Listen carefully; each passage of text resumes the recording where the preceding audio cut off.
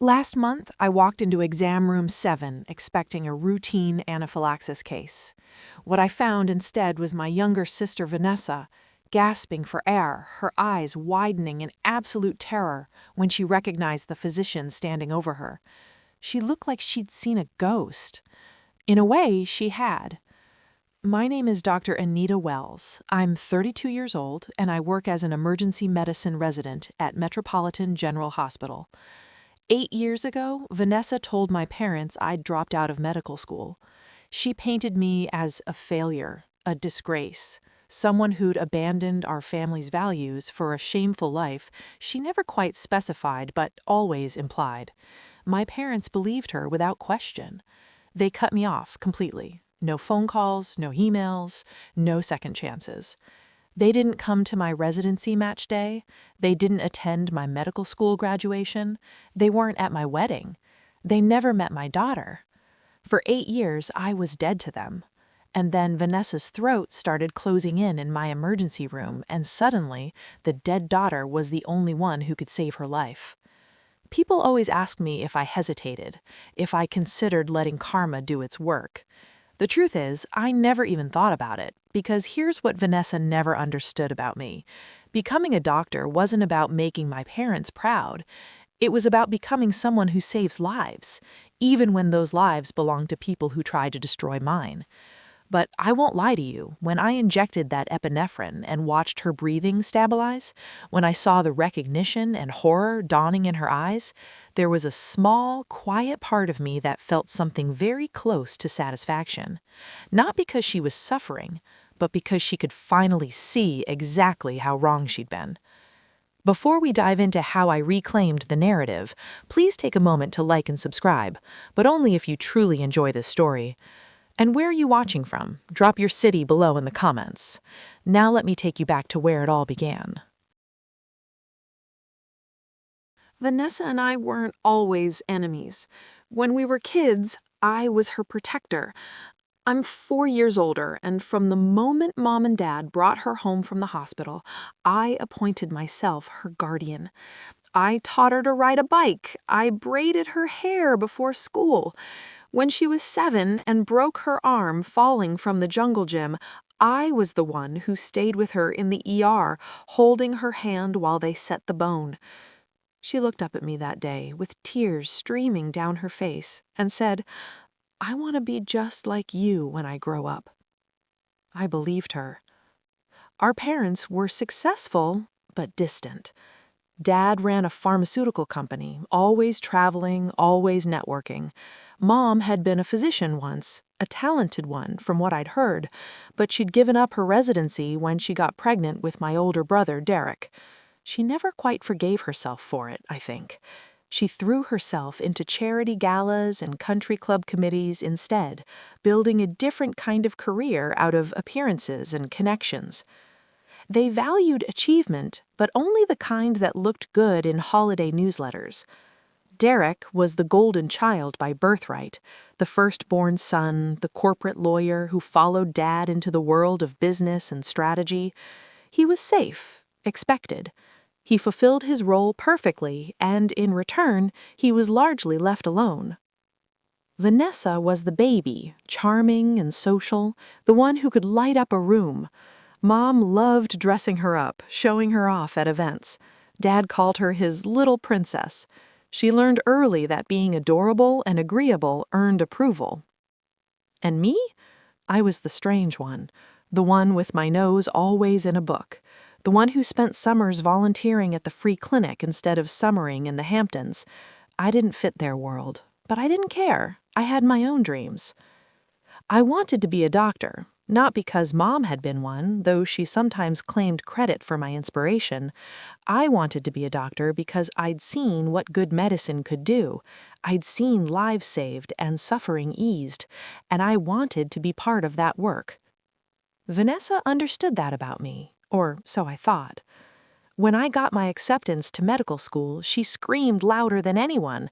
She threw her arms around me and whispered, "You're going to be amazing. You're going to save so many people." The night before I left for my first year, we stayed up late in my childhood bedroom, talking about the future. She was 19 then, working on her marketing degree, already mapping out her career trajectory with the same methodical planning I'd used for my MCAT prep. "You're going to be Dr. Wells," she said, grinning, "and I'm going to tell everyone that my sister is a literal lifesaver." "You'll do amazing things too," I told her. "You've always been the brave one, the one who can talk to anyone." She shook her head. "I'm brave because I learned it from you. You're the one who does things even when they're scary." I hugged her tight that night. "We're going to make Mom and Dad so proud," I said. She hugged me back. "We already do." I wish I could freeze that moment, preserve it somehow, because it was the last time I felt truly safe with my sister.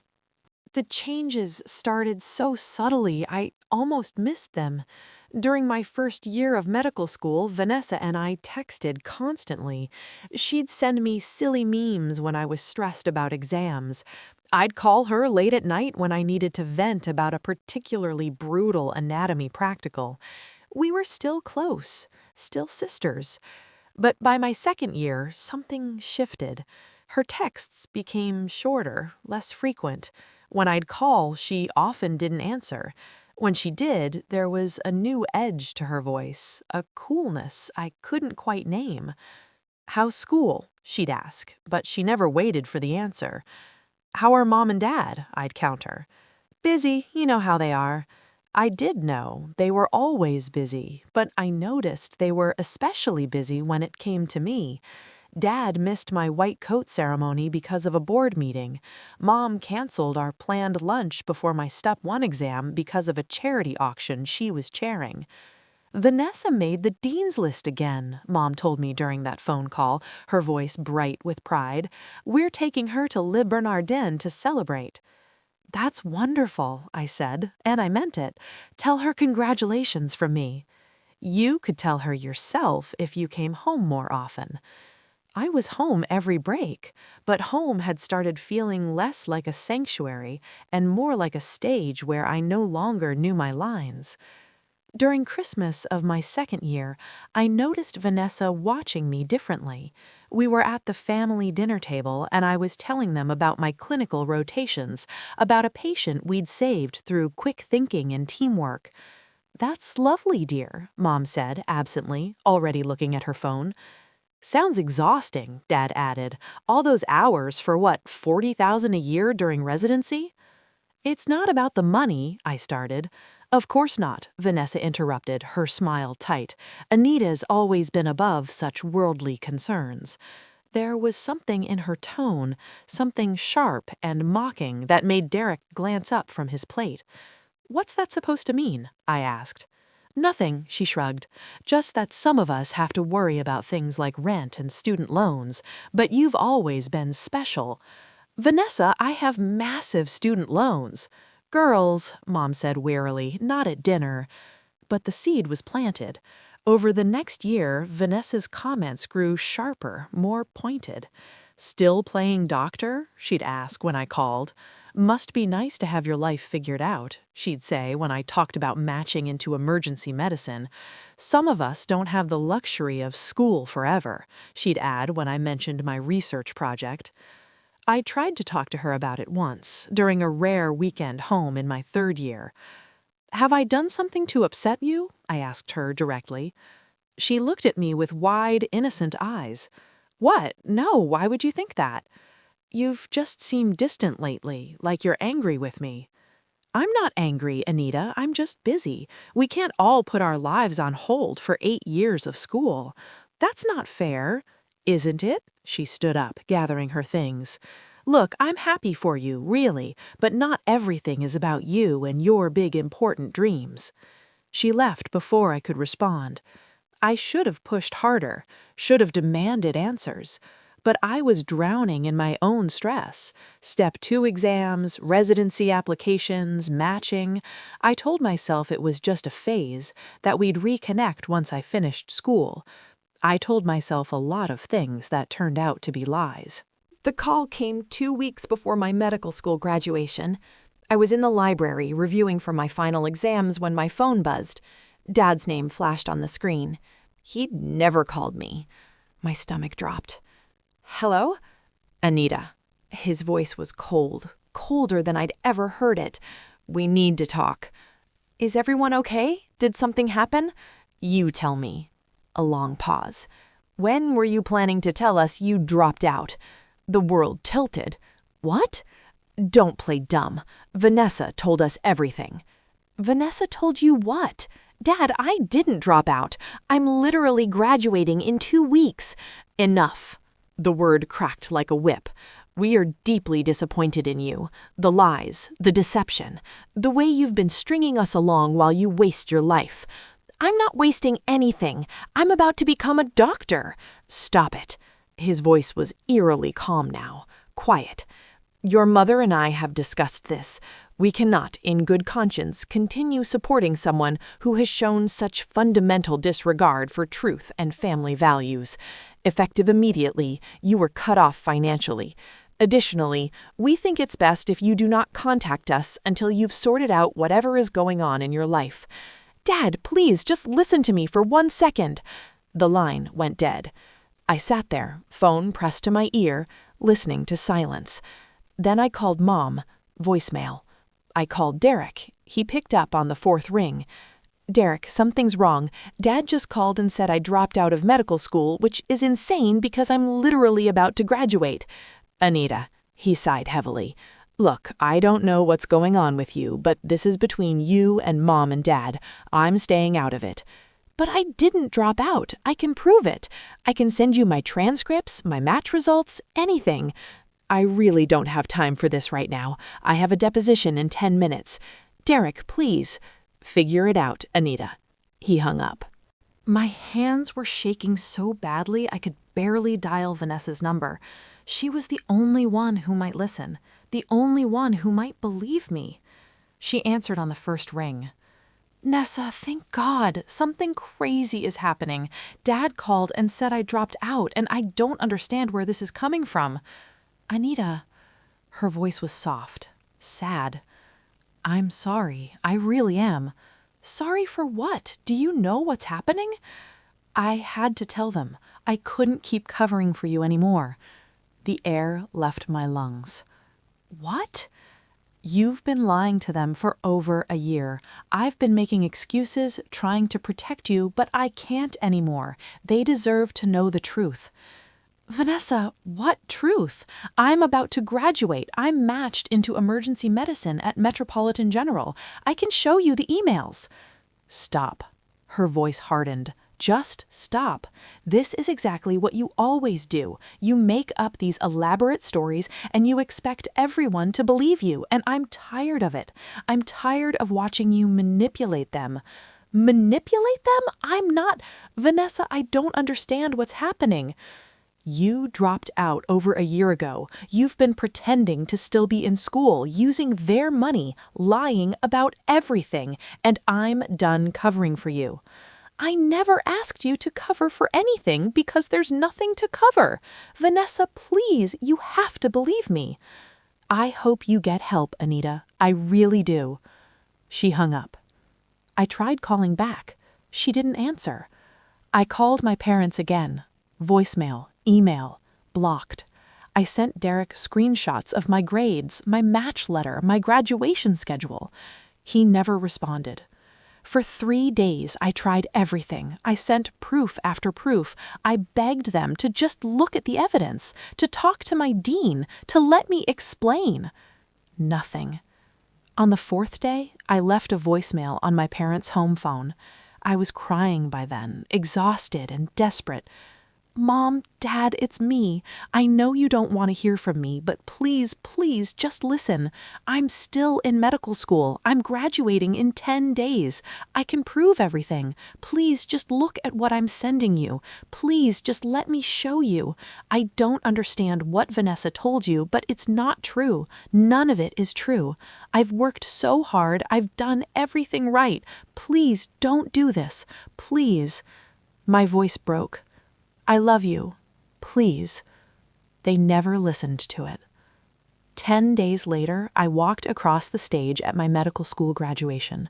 I received my diploma. I took my oath. My fiancé James was there, beaming with pride. His family was there, screaming and cheering. The seat I'd reserved for my parents stayed empty. I'm going to stop here for a second. If this story is resonating with you at all, or if you've ever felt the pain of being misunderstood by the people who are supposed to love you most, please take a moment to like this video and subscribe. It really lets me know that sharing these hard stories is worth it. The first year after graduation was the hardest of my life. I started my residency at Metropolitan General. The hours were brutal, 80 to 100 a week, night shifts that bled into day shifts, trauma cases that haunted my dreams. I was learning to save lives while my own life felt like it was falling apart. James and I had gotten married in a small ceremony 3 months after graduation. Just us, his family, and a few friends from medical school. I wore a simple dress from Nordstrom. We exchanged vows in a garden and had dinner at a restaurant. It was beautiful. It was also the saddest day of my life. I kept checking my phone during the ceremony, hoping against hope that my parents would call, that they'd somehow realize their mistake and would show up. They didn't. James held me while I cried that night. "You have a family," he whispered. "Me, my parents, we're your family now." I knew he was trying to help, but it wasn't the same. I fell into a deep depression that first year. I'd come home from shifts and just lie on the couch, too exhausted to move, too heartbroken to care. I stopped cooking, stopped exercising, stopped doing anything that wasn't absolutely necessary. James was patient. Too patient, probably. He'd bring me food, hold me when I cried, listen when I needed to talk. But I could see the worry in his eyes, the fear that I was breaking in a way he couldn't fix. My attending physician, Dr. Patricia Morales, noticed too.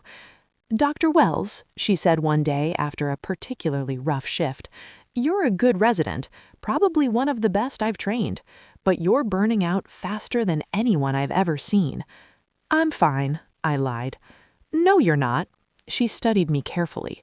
"I don't know what's going on in your personal life, and you don't have to tell me, but whatever it is, you need to deal with it, because you can't take care of patients if you're not taking care of yourself." That night, I finally broke down and told James everything. About Vanessa's lie, about my parents' rejection, about how I'd sent them proof after proof and they'd never responded. "Why didn't you tell me how bad it was?" he asked. "Because it's humiliating," I whispered. "My own family doesn't believe I'm a doctor. My own sister destroyed my life, and I don't even know why." "Maybe," James said carefully, "you need to accept that you might never know why. Maybe you need to focus on what you can control." "Which is what?" "Becoming the doctor you've always wanted to be. Building a life that makes you happy. Letting go of people who don't deserve you." I wanted to argue, but I was too tired. The turning point came 6 months later when I found out I was pregnant. I hadn't planned it, hadn't even been sure I wanted kids given how chaotic my life was. But when I saw those 2 pink lines, something shifted inside me. I thought about calling my parents, telling them they'd be grandparents. Maybe a baby would change things. Maybe this would be the bridge back. James stopped me. "Think about what you're doing," he said gently. "You're about to bring a child into this world. Do you really want to expose her to people who cut you off without even listening? Who believed a lie over their own daughter?" He was right. My daughter, Sophie, was born in my 2nd year of residency. I took exactly 6 weeks of maternity leave and then went back to the ER. Those first few months were impossibly hard.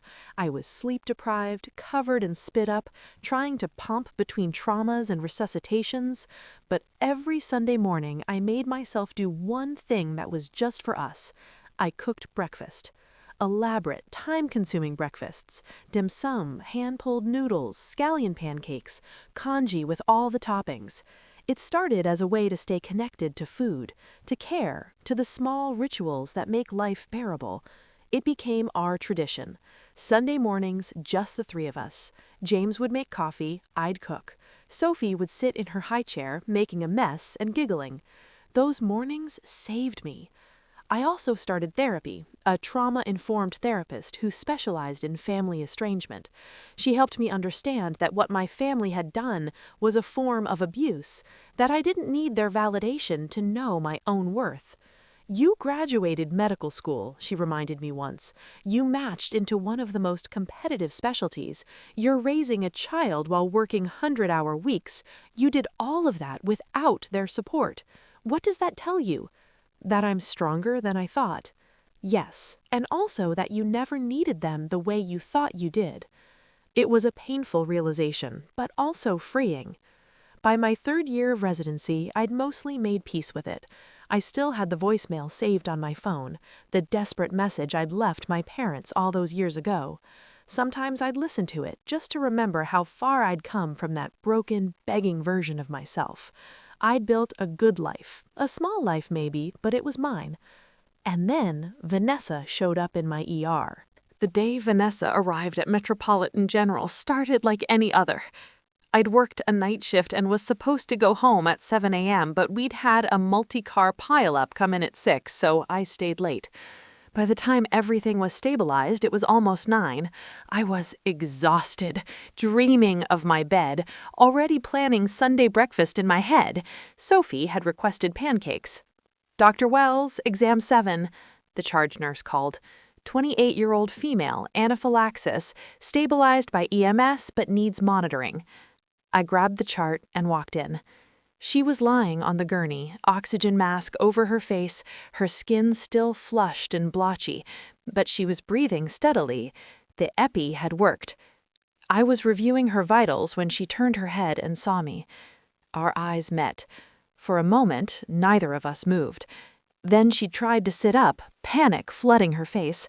"No, no, you can't, you're not—" "Ma'am, I need you to stay calm," I said, my voice steady, clinical. "You're having an allergic reaction. We need to monitor you." "Anita!" Her voice was strangled. "Dr. Wells," I corrected quietly. "And yes, I'm your attending resident today.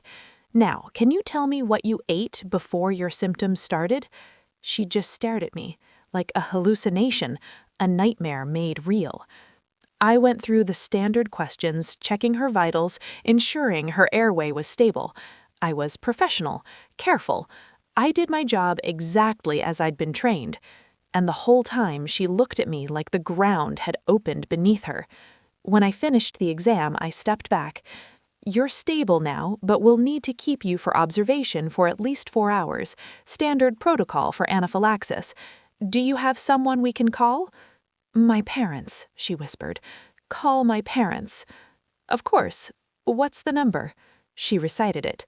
The same number I'd been calling for 8 years, the same number that had never answered. I wrote it down. "I'll have the nurse make that call. Is there anything else you need right now?" "Anita, please!" "It's Dr. Wells." I met her eyes. "And I need to finish my rounds. Someone will be in to check on you shortly." I walked out. My hands didn't start shaking until I reached the supply closet. I leaned against the wall, breathing slowly, methodically. In through the nose, out through the mouth. The technique I'd learned in therapy for moments when the past crashed into the present. Dr. Morales found me there 10 minutes later. "Wells, you okay?" "The patient in exam 7, I said carefully. "She's my sister, the one I told you about." Her eyes widened. "The one who—" "Yes." "Do you need me to take over her care?" I thought about it. It would be easier, cleaner. But I'd spent 8 years running from this confrontation.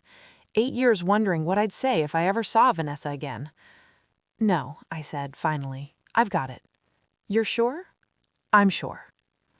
The nurse called my parents. They arrived within an hour. I was at the nurse's station when I saw them walk in. Dad in his expensive suit, Mom in her Chanel, both of them looking older than I remembered. Grayer. They didn't see me at first. They went straight to Vanessa's room. I waited.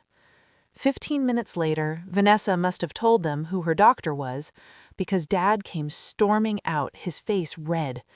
"This is unacceptable," he snapped at the charge nurse. We need a different doctor for my daughter immediately." "Sir, Dr. Wells is one of our most qualified residents. She's not a doctor. She's a dropout and a liar, and I want her removed from my daughter's care right now." I stood up, walked over. "Mr. Wells, I'm afraid there's been some confusion." He turned, saw me. The color drained from his face. "As you can see," I continued, gesturing to my white coat, my badge, my stethoscope, "I am in fact a doctor. I graduated from medical school 8 years ago. I'm currently in my 3rd year of emergency medicine residency here at Metropolitan General. Your daughter is stable and receiving excellent care." Mom appeared behind him, her hand over her mouth. "That's impossible," Dad said, but his voice was uncertain now. "It's not only possible, it's documented." I pulled out my phone, opened my email. Here's my medical school diploma, my match letter, my residency contract, my hospital ID showing continuous employment for the past 3 years. Would you like me to send these to you? I have sent them before, of course, but you never looked. Silence. "There's been a mistake," Mom whispered. Vanessa lied," I said simply. "I don't know why, but she lied, and you believed her without ever giving me a chance to defend myself." "But she was so convincing," Dad started. "And I was your daughter," I interrupted. My voice was still calm, but there was steel in it now. "Your daughter who had never lied to you. Your daughter who worked herself to exhaustion trying to make you proud. And you cut me off without even asking for proof." Mom was crying now. "Anita, we didn't know." "You didn't want to know. That's different." A long pause. "I'd like to speak with you," Dad said stiffly. "Somewhere private. I'm working." "After your shift, then." I considered it, then nodded. "There's a conference room on the 2nd floor. I'll meet you there at 2 p.m. We'll be there." They went back to Vanessa's room. I went back to saving lives. The conference room meeting was small. Just me, my parents, and Derek, who'd apparently driven in from his office. I brought evidence. Not because I needed to prove myself anymore, but because I wanted them to see exactly what they'd missed. I laid it all out on the table. My diploma, my residency evaluations, all marked exceeds expectations. Photos from my wedding, pictures of Sophie, their granddaughter who was now 2 years old. "You have a grandchild," I said quietly.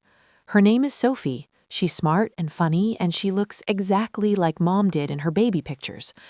Mom sobbed. I also brought the voicemail.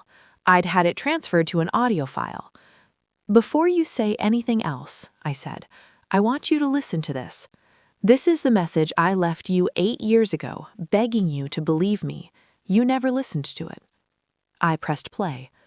My own voice filled the room. Young, desperate, breaking. "Please don't do this. Please." When it ended, nobody spoke. Finally, Derek said, "I'm sorry. I should have looked at the proof you sent me. I should have stood up for you." "Yes," I said, "you should have." Vanessa has always been troubled, jealous, competitive, but we never thought we never imagined. You never imagined she'd lie, or you never imagined I was telling the truth. Silence. "I need you to understand something. What you did to me was unforgivable. You abandoned me at the most important moment of my life. You missed my graduation, my wedding, the birth of my daughter. You let me grieve you while I was also trying to become a doctor, and it almost destroyed me." "We're so sorry," Dad said. His voice was thick. "We'll do anything to make it right." "You can't make it right. That's what I've learned. You can't undo 8 years of pain. You can't give me back those moments." "Then what do we do?" Mom asked. I took a breath.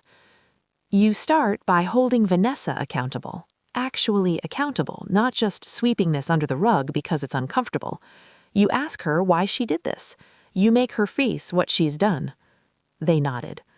"And then," I continued, "if you genuinely want to try to rebuild something, we do it on my terms, slowly, with boundaries, with therapy, and with the understanding that you don't get to be Sophie's grandparents just because you want to be.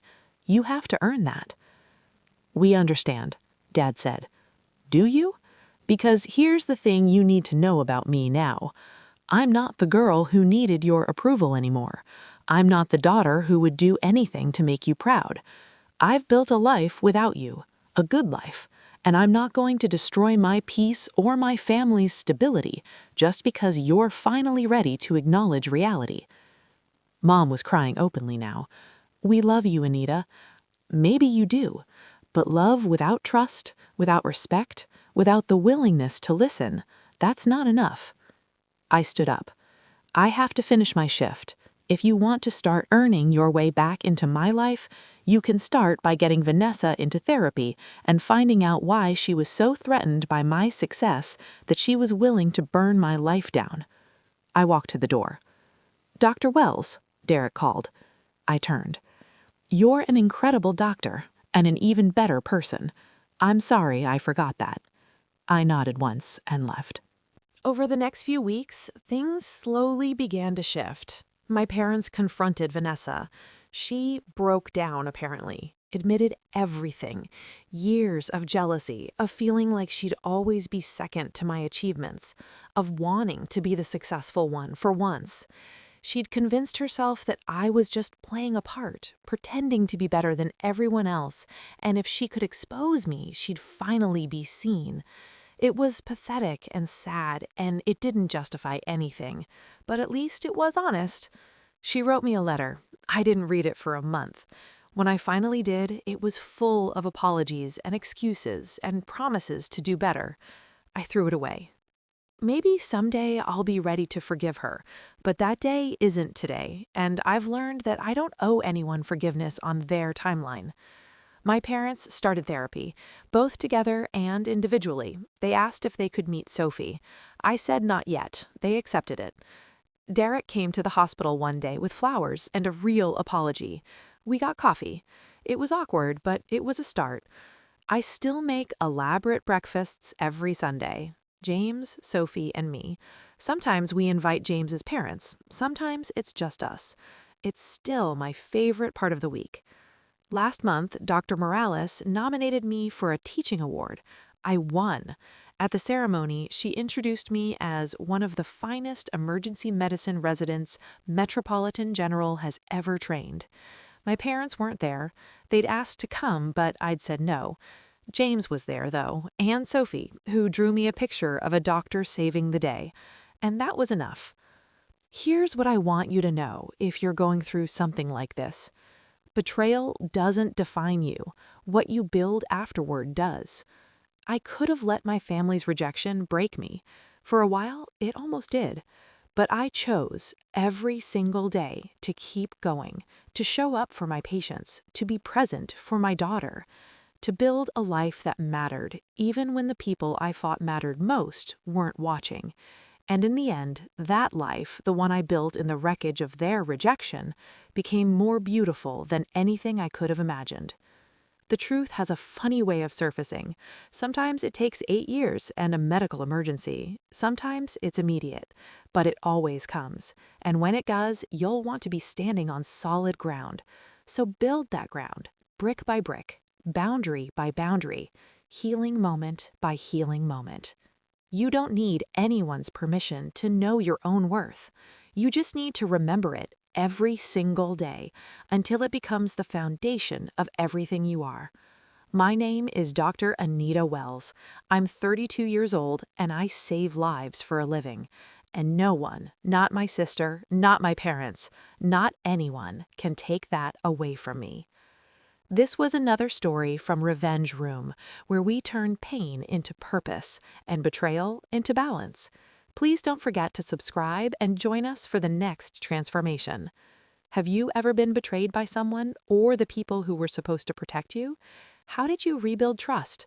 What's one thing you learned about yourself after a betrayal? Share one moment in your healing journey that changed everything. Drop your thoughts in the comments below. Let's heal together. You're not alone.